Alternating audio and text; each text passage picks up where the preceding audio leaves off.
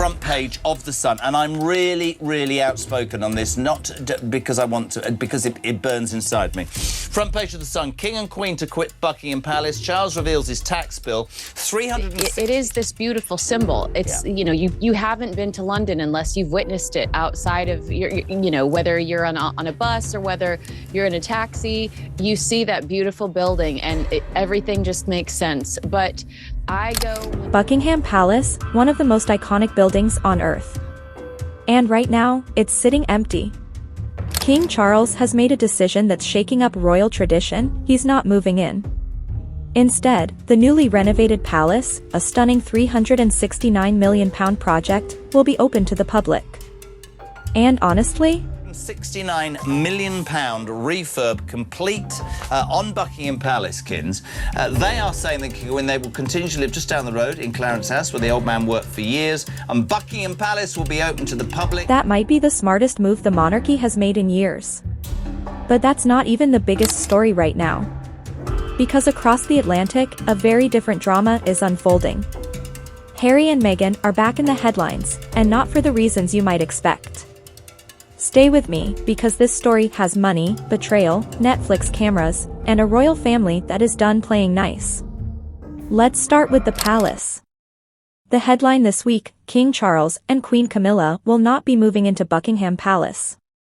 They're staying put in Clarence House, the smaller residence where Charles worked for decades. Now, before you say, wait, didn't taxpayers just spend £369 million fixing that place? Here's the full picture. The palace is going to pay for itself. By opening its doors to the public, Buckingham Palace becomes one of the greatest tourist destinations in the world. And if you've ever been inside that building, you understand why. Every corridor, every room, every piece of art tells a story that goes back centuries. Queen Elizabeth herself wasn't even that attached to the palace. It was Winston Churchill who encouraged her to live there, to make it the symbol of the monarchy. And it worked. But times have changed. I'll tell you this about the Queen Mother. My father stopped working for the Queen Mother about 4 years before her death. I couldn't give you exactly what that date was, but even at that time, what she was getting from the civil list did not meet the expenditure on the houses that she had, Castle of May and Clarence House. I think people need... King Charles is ill. He is working harder than most people half his age. And he is comfortable in Clarence House. He doesn't need to prove anything by moving into a bigger house. The palace will still be used when President Trump visits, when world leaders arrive for state dinners. Buckingham Palace will still be the headquarters, just not a private home. And here's the financial argument that nobody wants to say out loud: the royal family generates more money for Great Britain than they cost. Every single year. The tourism, the brand, the soft power on the world stage, it is worth billions. You want proof? Look at King Charles's recent trip to Washington, D.C., his relationship with President Trump, who famously has no patience for the current British Prime Minister, helped smooth over some very tense diplomatic moments. That is not a coincidence. That is the monarchy doing exactly what it was built to do.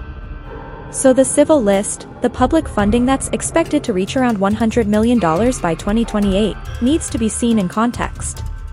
Because the return on that investment? It's enormous. And now, the part everyone is really here for. Harry and Meghan are reportedly back in the United Kingdom. And the rumors circulating right now? They may have made a secret visit to Princess Diana's graveside. Let that sink in for a moment. This is the couple that sat down with Oprah and told the world the royal family was racist. The couple that filmed Netflix documentaries exposing private entrances of royal residences that were never supposed to be photographed. The couple that left the family, stepped back from royal duties, moved to California, signed Hollywood deals, and then turned the royal name into a multi-million-dollar brand. And now they want back in? Because the king is sick? Here's what people on both sides of the Atlantic are saying: the timing is suspicious. And the concern isn't that Harry wants to reconnect with his father. That's human. That's understandable. A son wanting to see his sick dad, nobody is criticizing that. The criticism is about Meghan. Royal watchers and commentators have pointed out something that happened during the Harry and Meghan Netflix documentary. Historian Sally Bedell Smith noted that secret entrances to royal residences, never meant to be documented, were filmed and published. Think about that. Those are security details. And they ended up on a streaming platform watched by millions. So when people say they're worried about cameras following Harry and Meghan into royal gatherings, it's not paranoia. It's pattern recognition. Here's a scenario that royal insiders are genuinely concerned about. King Charles is a grandfather. He loves his grandchildren.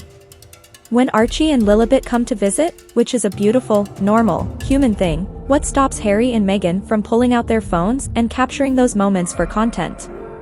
And once that content exists, what stops it from ending up in a podcast, a documentary, or an Instagram post? Remember, the Queen herself once blocked Meghan from bringing a Vogue photographer into an official royal event. That was not a small incident. It was a warning sign that many people chose to ignore. Now let's ask the harder question.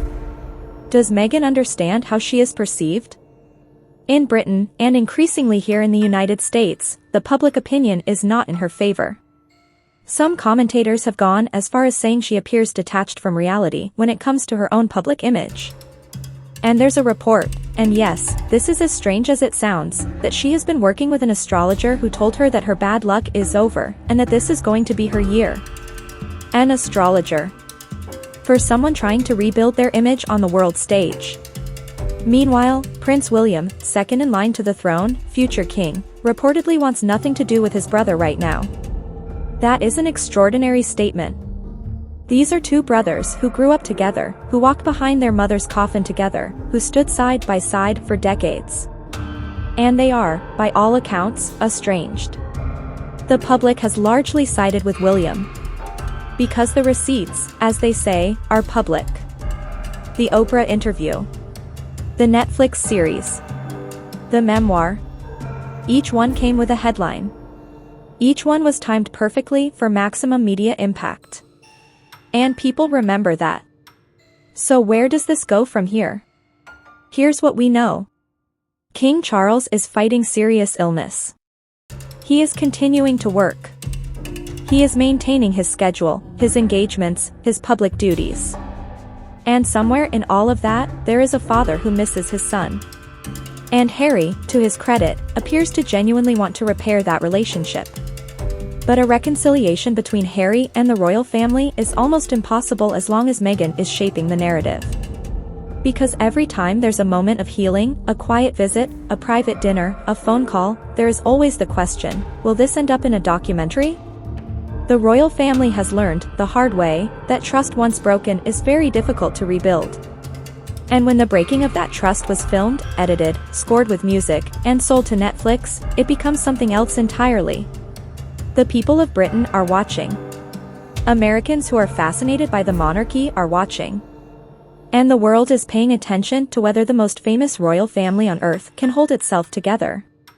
Buckingham Palace may be opening its doors to the public. But the doors between Harry, Meghan, and the royal family?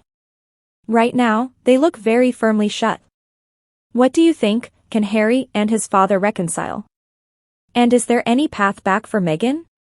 Drop your thoughts in the comments below. And if you want more coverage on the royal family and the ongoing drama across the pond, hit subscribe.